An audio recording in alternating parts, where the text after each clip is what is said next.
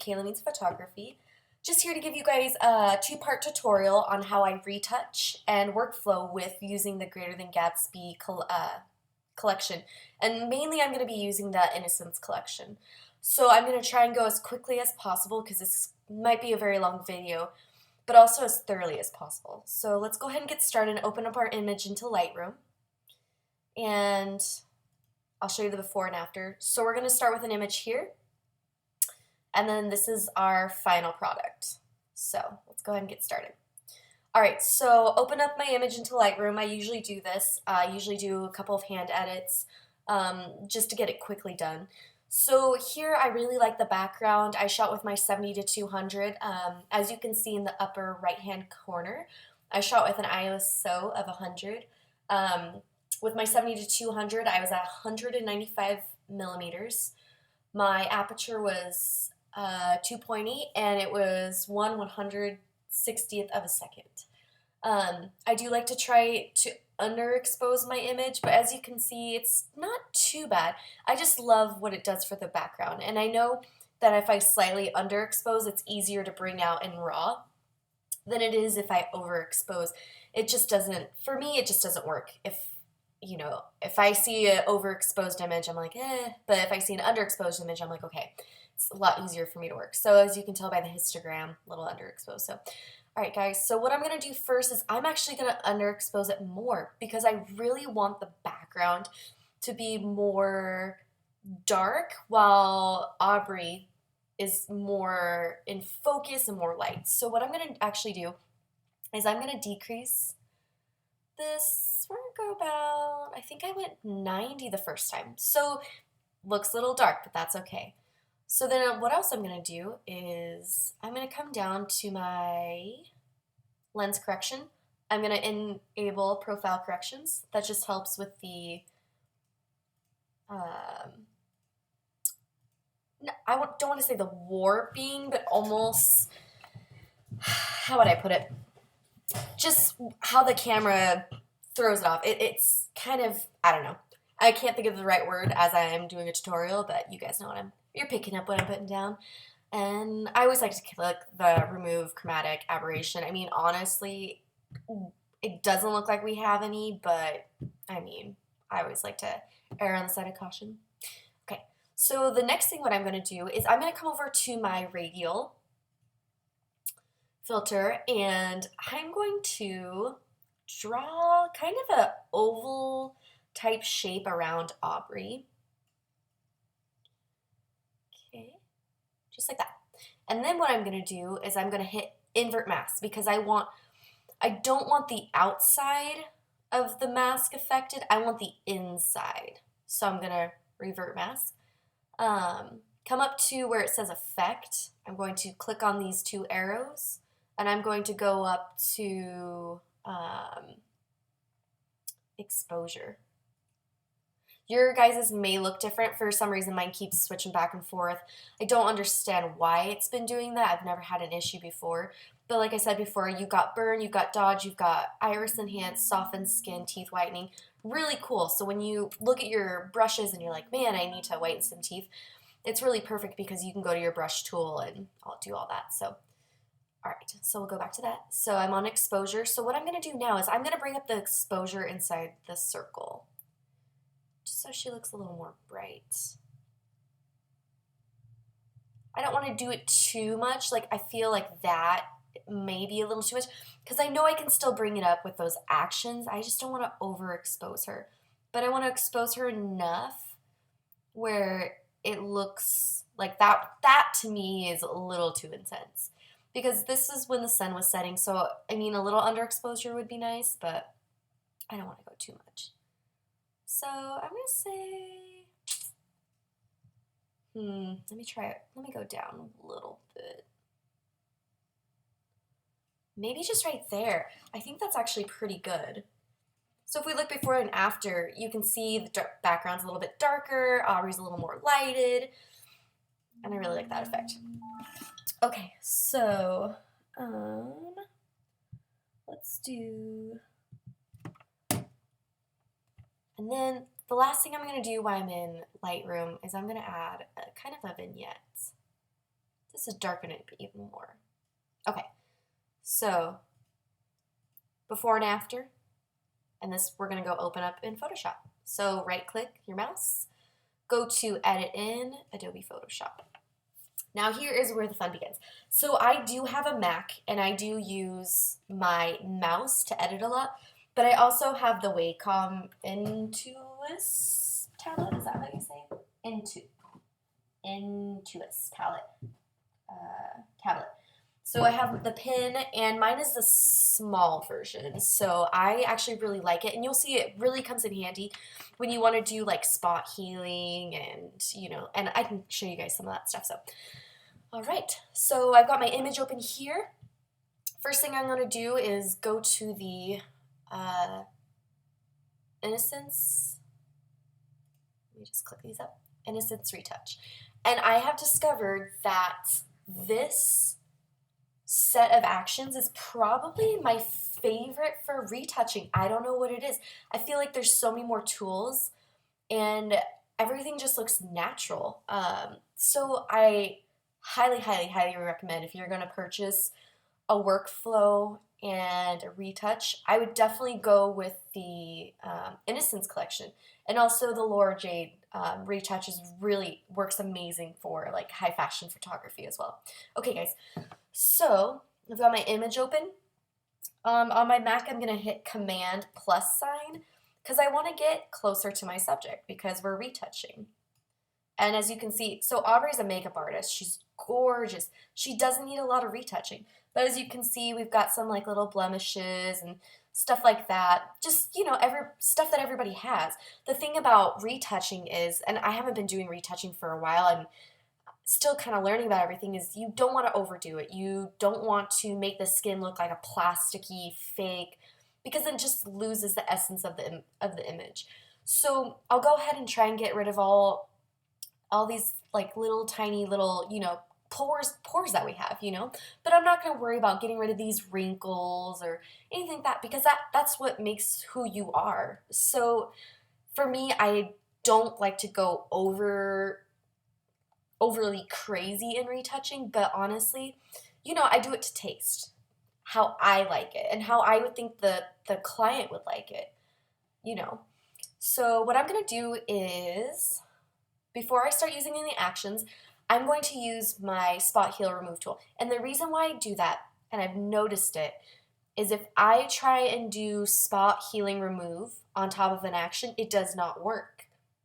So if I were to turn the action off, so say I did the emotional color base, and after that I tried spot removing or cloning even, it doesn't work unless I turn the action off, and then I see it actually working. But when I turn the action back on, I don't see it. So I try and do all my cloning, all my spot heal remove tools, blurring before I actually start running actions. So just keep that in mind. If you guys are like, okay, you don't want to get to the end of your image with all these actions that you have finished, and then try and spot heal remove, it would just, for me, it won't work. If it does for you, that's awesome. Let me know like how you figured that out, but for me, that just doesn't work. Okay, so what I'm going to do is I'm going to hit Command J, and that's going to copy my image, because I really don't want to touch this actual image, but it's fine if I'm working with a layer on top of it. So like I said, on a Mac, it's just Command J. I'm not sure what it is on a PC. It might be Control J, but don't quote me on that. So what I'm going to do is I'm going to zoom in close. She's gorgeous, and I love that 7200 lens. So sharp, so amazing at 2.8. So what I'm going to do is I'm going to come over to the left side of my tool, and you see where this little Band-Aid is? I'm going to right-click on the Band-Aid, and you're going to see all these tools pop up. What I'm going to do is I'm going to hit the Spot Healing Brush tool, okay? This is different than if you use the actual healing brush tool, and I can go over that in another tutorial, but for time's sake, I just want to go over the Spot Healing Brush tool. So what I'm going to do is I'm going to hit the Spot Healing Brush tool, and this is honestly really this is fantastic for getting rid of acne. I mean, if you've got crazy blemishes, it might not be so much. You might need to use the clone tool. And if you go to Phlearn.com, that's Plearn.com, Aaron Nace is the master at retouching. So he has some really amazing tutorials on how to get rid of like really crazy acne. But for Aubrey, she has great skin. I mean, honestly, like, I shouldn't retouch this, but I kind of just want to show you guys like how, just to kind of get rid of these little tiny bumps. So what I'm going to do, like I said, is I'm going to, it's called the Spot Healing Tool. Click on that. And what you're going to do is I'm going to kind of decrease the brush size. I want the brush size to be almost as big as those little marks. So what I'm going to do, and this is when I use my Wacom tablet because it's like I'm drawing on her face. So what I'm going to do is I'm going to press it onto where the spot is, and then that is kind of going to pick up like things around it. I don't know how to really, the wording, the technical terms, but it's just going to match the skin as close as it can. So you see how I removed that little dot right there? Let me go ahead and remove it so you can see. So go undo spot, and you can see back right there. So it's really great. And this is when it takes time to kind of, this is when retouching really becomes tedious, because the more you do it, the more you're like, oh my goodness, like there's more than I could have ever expected. But honestly, like I want to get rid of that. Like everybody has chickenpox scars, you know, but I'm like, that's just who she is. But like little things like this where I'm like, okay, this might be a blemish. I want to get rid of that. Like, you know, that's not something that she would have every day. You know, just like these little tiny things. And I'm no dermatologist, so it may be a clogged pore. I don't know. I've got plenty. We all do. But the thing is, you have to know when to draw the line of stopping. So already that looks so much better. I'm just gonna do a couple more because like I said, I don't want to go overboard. Like I shouldn't have to. She's a beautiful person. I don't want to, like I said, ruin the essence of the photo. I think that kind of takes away from everything. So what I'll do is I'm gonna do a couple more right there and right there and right there. And like I said, I would take, if this was like retouching for an actual client, I may take a little bit longer, but honestly, like I said, I don't want to take away from her image. So I'm going to go ahead and pull back, and I'm going to use the control minus sign. And you guys can see the difference it makes using that spot healing tool. So coming over to my right-handed side where my layer masks are, I'm going to unclick the eyeball mask. So now you can see this is the original photo because I have my eyeball is unclicked. And then once I click it on, you can see how those little tiny dots are gone. Makes a huge difference. So even if the person has like perfect skin, but there's like little tiny dots everywhere, I mean, even removing that is huge. Like I could call that a day just by that. I'm like, okay, done. Like her makeup is perfect, everything.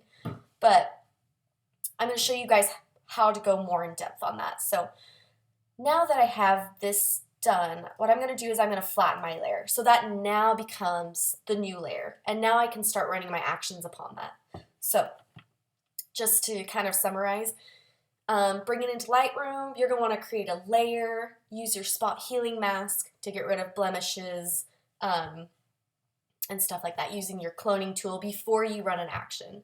It's very important.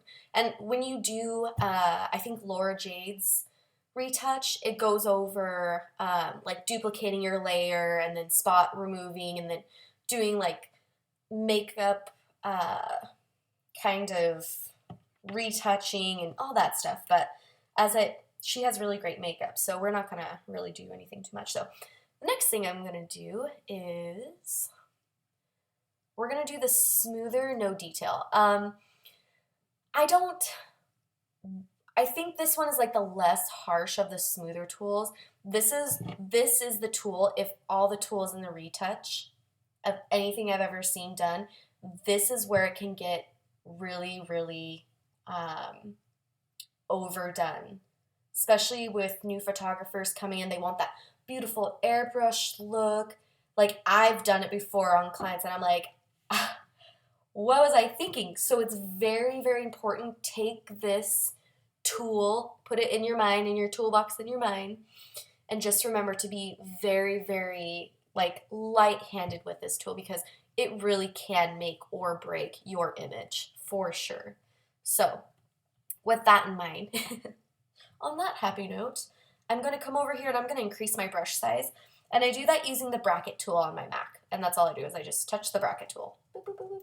And the bracket tool is, those tools are, one is under the minus sign and one is under the plus sign. So if you guys are like, bracket tool, let's see. Okay, so then I'm going to run my action. So like it says, with the black mask selected, use a soft white brush at 50%. We're going to go 50% because that's what we want. And sometimes for my computer, again, it's the same thing when I'm running the action for the dramatic color base. Sometimes the actual smoother tools take a long time to load. So, all right, there we go. So coming over to my top toolbar, I've got my brush set. And then where it says mode, oops, not mode. Sorry, when it comes to hardness, make sure yours is at 0. I mean, you could, I never go harsher than 0 because I just don't need it. I like the soft, it blends better, and that's just what I do. So hardness at 0. Opacity is going to be at 50%. And even that might be too much, but we can always bring that down over here in the layers. So we've got a black mask on. Okay, so we're going to be painting on the smoother. So what I'm going to do is make sure that I have a white box selected. Now if you have a black box, you can come over here and you can switch the arrows to a black box. Or you can press X interchangeably. So black box,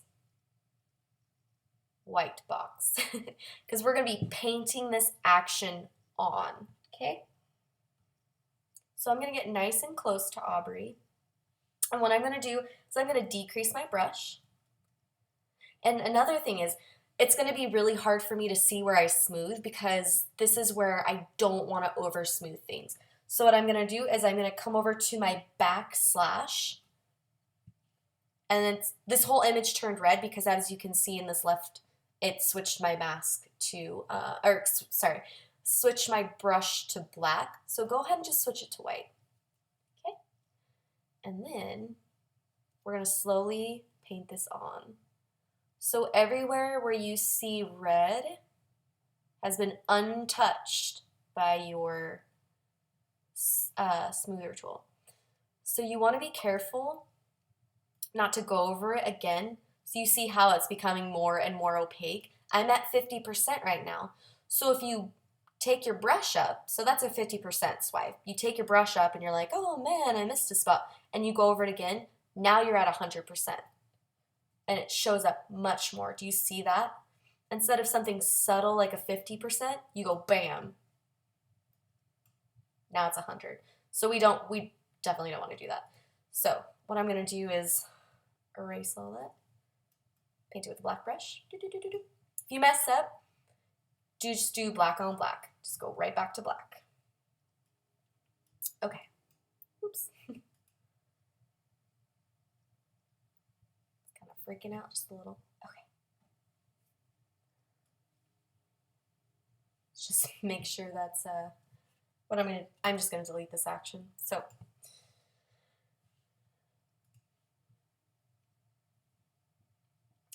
this can definitely get a little crazy. So definitely what you want to do is you want to stay away from any harsh lines like lips, nose, eyes, eyebrows, hairlines. Just be really careful because that's when you can really start to see, mistakes being made while doing your retouch, while doing your smoothing. So, okay. So I'm going to decrease my brush. I'm going to start painting and switch it. Okay. So I'm going to make sure I don't go back over that because I've already went over it. So I want to kind of get close to the eye, but not too close. This is where you have to be really, really careful. And I'm just going to paint it over the face. And if you go too much and you're like, oh, I really don't want to start over, don't even worry about it. You can always decrease it in the layers. So if you keep holding down your mask, you can go over this as much as you want. It will not add another layer of that opacity. It's only when you unclick your mouse will it go over.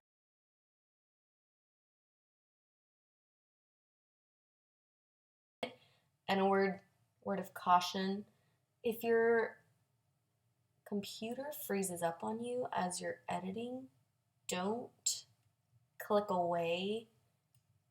You see how that happened? Because I lifted up my brush. That I should not have done that. Don't keep clicking because I do that sometimes and I will get blur streaks because I'm like, why aren't you working? And I'll just click away because I'm so angry.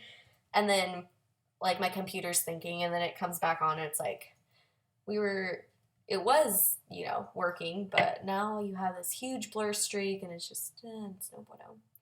So come over here, try not to get close to any lines or any crazy creases. Maybe the Cupid's bow, just be really cautious about that. Just because you don't want it to look, you know, completely unnatural.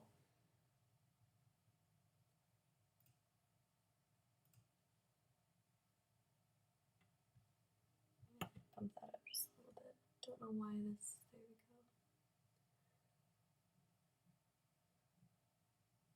And this section may look a little brighter because it's not near anything that we're editing.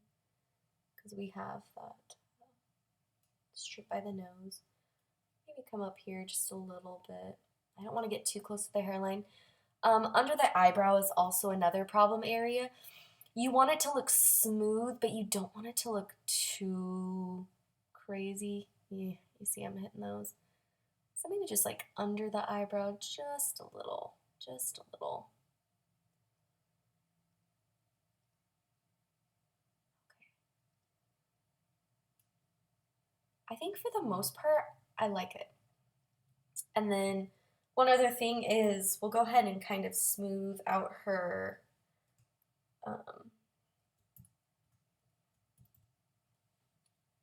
skin on the back just so it kind of matches and it's more a better flow.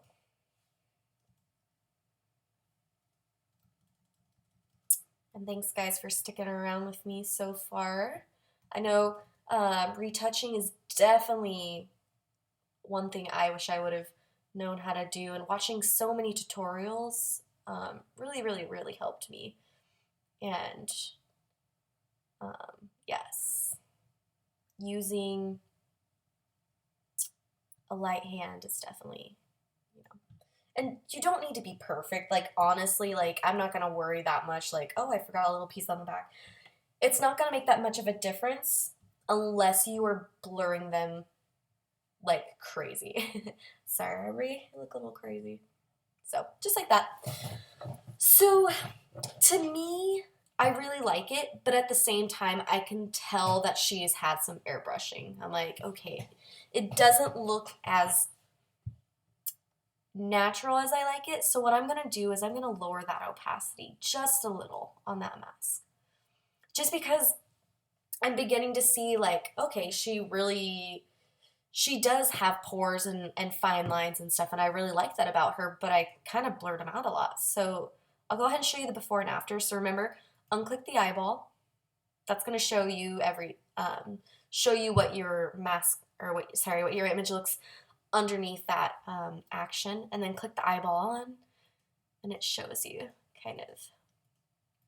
So it's subtle differences. I think, to me, looks really pretty.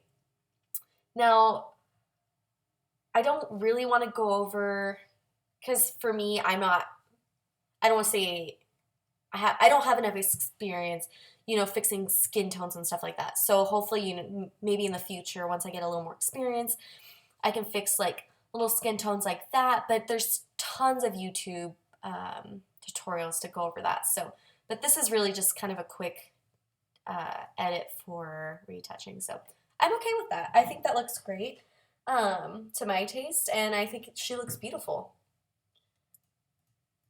So from far away, even from far away, to me, it makes a really big difference. So next thing that we're going to do is, because it was cold outside, her skin is not as fresh as I want it.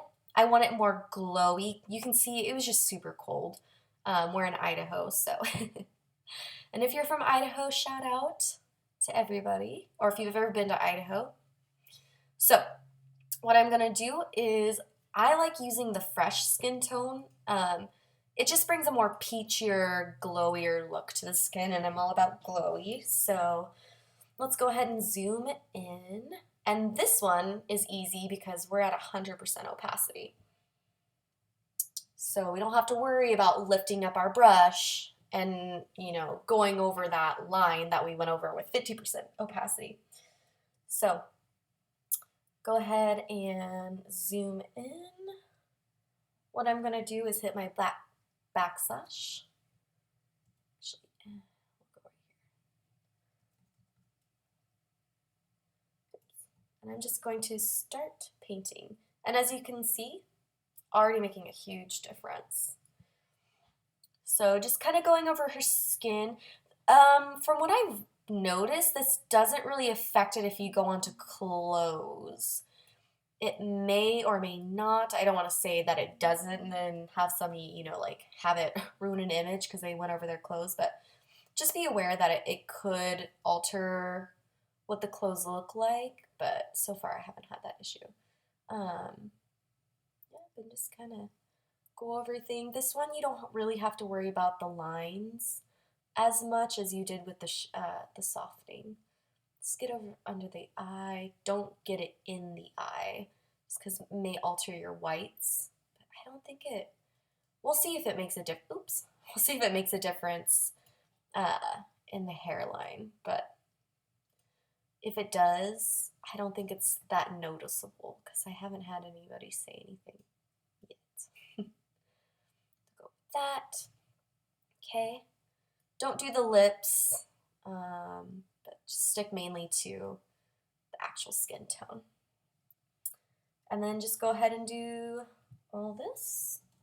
So I'm really hoping that what I'm doing is making sense to everybody, especially people that are new into using actions and layers and stuff like that. And I'm just going to go over that one.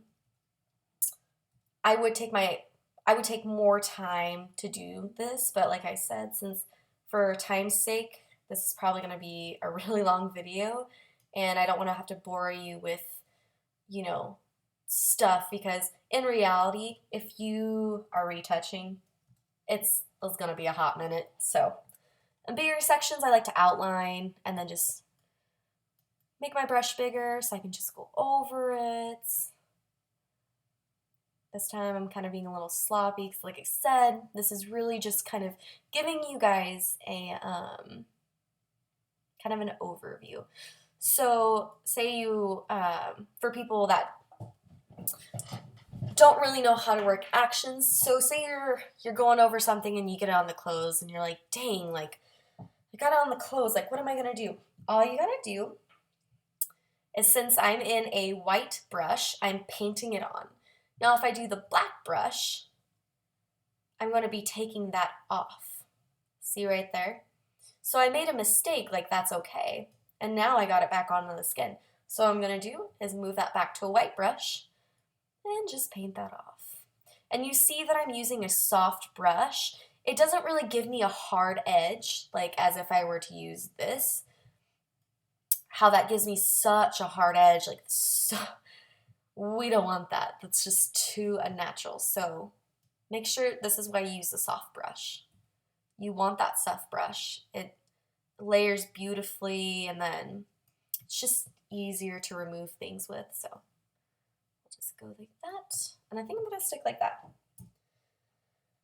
So I think maybe come up in the hair just a little bit, just because it's a little bit darker. I don't think that made much of a difference in the hairline, so all right. So if you can see, that just made a subtle difference in the glow of her skin. It just gave her more of a just natural glow. So I like that for that. So the next thing I'm going to do is, you have all these really cool correctors and stuff. I use like the soft orange reducer on my last image for like removing the orange out of the baby's skin tone. One thing I really like on this is the dark circle corrector. So what I'm going to do is I'm going to zoom into Aubrey. Now we all have dark circles and that's okay, but instead of, I don't really like getting completely rid of them because to me it does not look natural to me from where I'm standing. Like if I were to get rid of her circles, I would have to get rid of these tiny little wrinkles, and it's just creating more work than I need. So what I'm going to do is go to dark circle and play, and that gives you click continue or click OK. And then you're going to continue, and then what we're going to do is you're going to, just underneath her dark circle, you're going to pick the lightest point. So where it starts to be dark, or excuse me, where it's dark, and then when the dark begins to meet the light, you're going to click that with your little pointer and you're going to hit OK. So it says that use a soft white brush at 50% opacity to reduce the dark circles from underneath your subject eyes. So what you're going to do is come over to your brush size tool, decrease the opacity to about 50%, decrease your brush, and you're just going to brush it over her dark circles, just over on this side too. And that right there makes a huge difference. Like, she still has a dark circle, but it's not as intense as she had it before. And you can kind of just go over to taste, but honestly, I think that's fine. And I know that you can use the patch tool to actually get rid of that dark circle, but to be honest, I'm not too worried about it. Not too worried about it at all. So that's without the dark circle corrector, and that's with. Okay, and then next what we're going to do is we're going to do the base eye foundation. So 100% opacity. And her eyes are pretty gorgeous and sharp right now. So I really don't have to do much, but if you really want to bring out your subject's eyes, definitely this stuff is awesome. So then I'm just going to make sure that my brush is set to white, my opacity is at 100%, and I'm just going to brush this on my eye. I used to be crazy and go like this all over the skin, but then it just makes everything too sharpened, and I just don't like that. So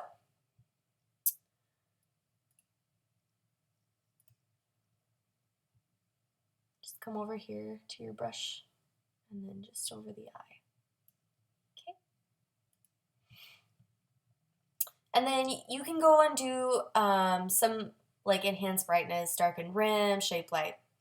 I'm not going to worry about it. I did it when I was actually retouching, but it just gives you pretty good instructions on like what to do. And this is where your Wacom tablet really helps, especially when you're darkening the rim. You really want to get in there with precision, and so that's definitely when I think the Wacom comes into play. So for here, I'm just going to sharpen the iris. Oh, make sure you hit play. 100%. Doesn't work if you don't hit play. So this right here. There we go. So just a little more bright, a little more sharpened. Come over here. I'm going to do the brightness eyes. This is another tool where you really have to be careful. You can make your eyes way too white. So start off at 50%. Just come over here. And then I do this side too. And kind of what I do is I zoom out. And that to me just looks really unnatural. So bring it down just a little. There we go. That looks much better. It's not too crazy, so I mean, we all love crazy, but that's okay. One thing I'm definitely gonna do is richen her brows, just because there's some sparsity. And then again, you can do this with the mouse, but if you have the Wacom tablet, oh, so much easier. Because it's like you're drawing. It's like you're being a makeup artist for your client, but you know, you're doing it yourself. So what I'm going to do is I'm going to lower the brush, just like any, like I use an eyebrow pencil on my eyebrows too. You want to have a nice fine point because you want to replicate those hairs. So grab my Wacom and then just kind of go in the direction of the hair, kind of creating nice long strokes. It doesn't look like it's making a difference, but trust me, it is making a huge difference. And you want to be able to kind of define the line. You don't want to have like super drawn on eyebrows. Oops. You just want them more defined, and you want to be able to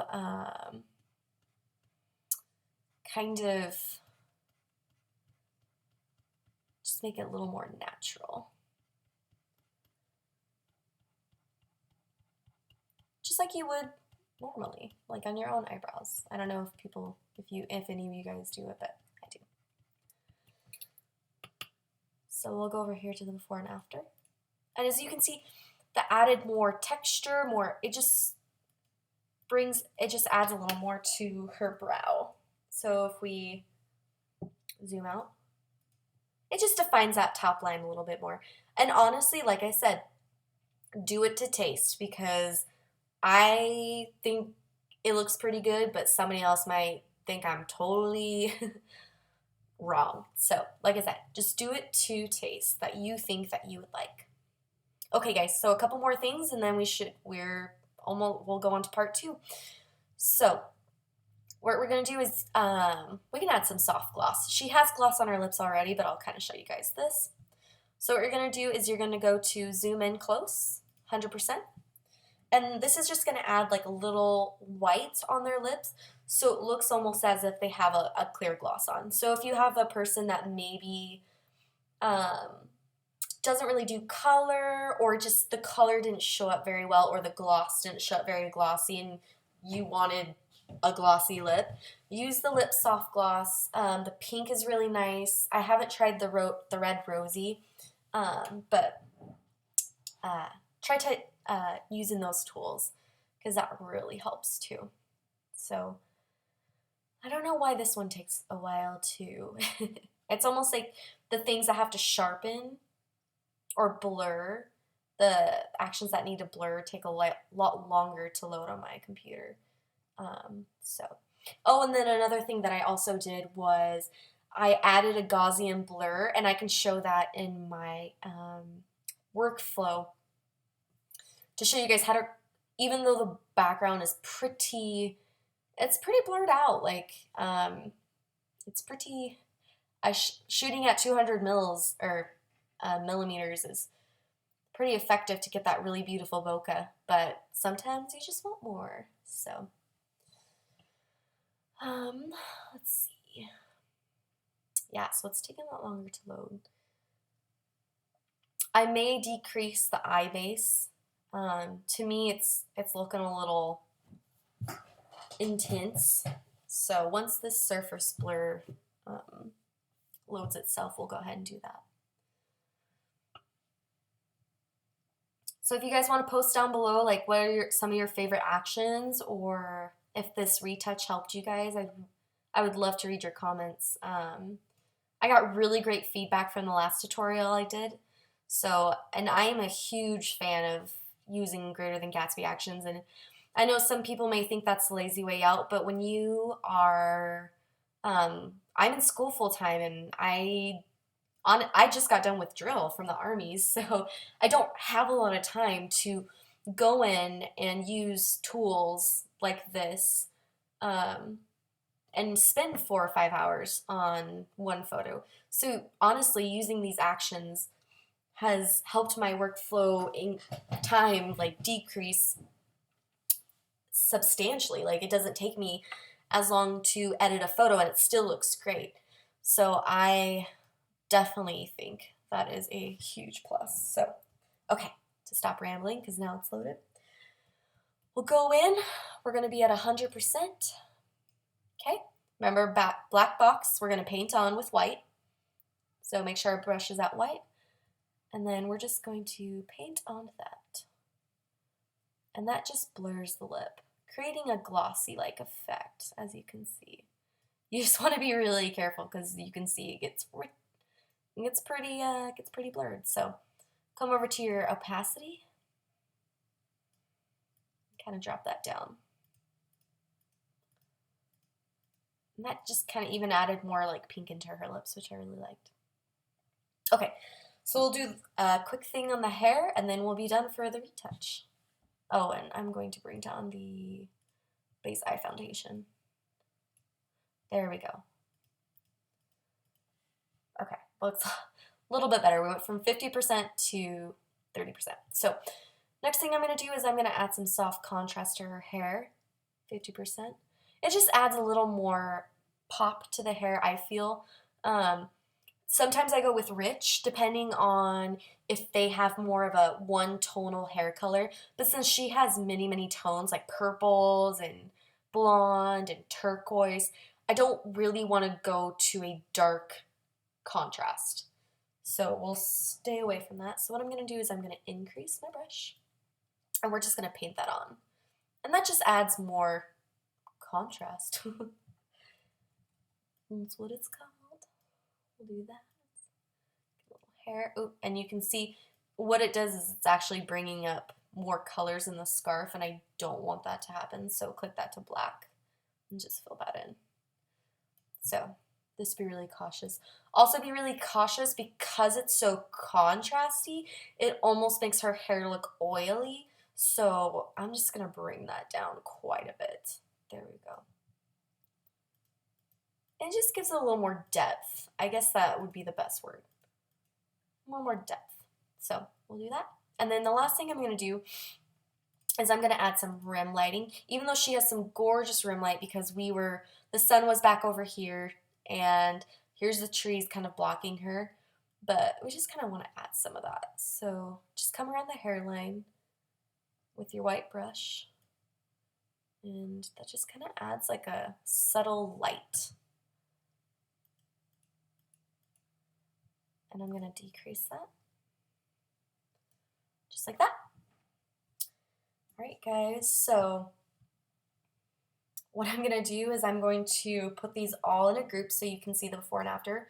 So I'm going to hit Command, or you can hit Control on your PC, and I'm going to hit Command G. That's going to put that all in a group, and then we'll go ahead and switch that off. So this is before when we started from Lightroom, and this is after. We didn't do any liquefying, we didn't do none of that. So that's without any of the actions, and that's our final result. So that's part one with retouching, and go ahead and go to the next video if you want to see my workflow. All right, thanks guys.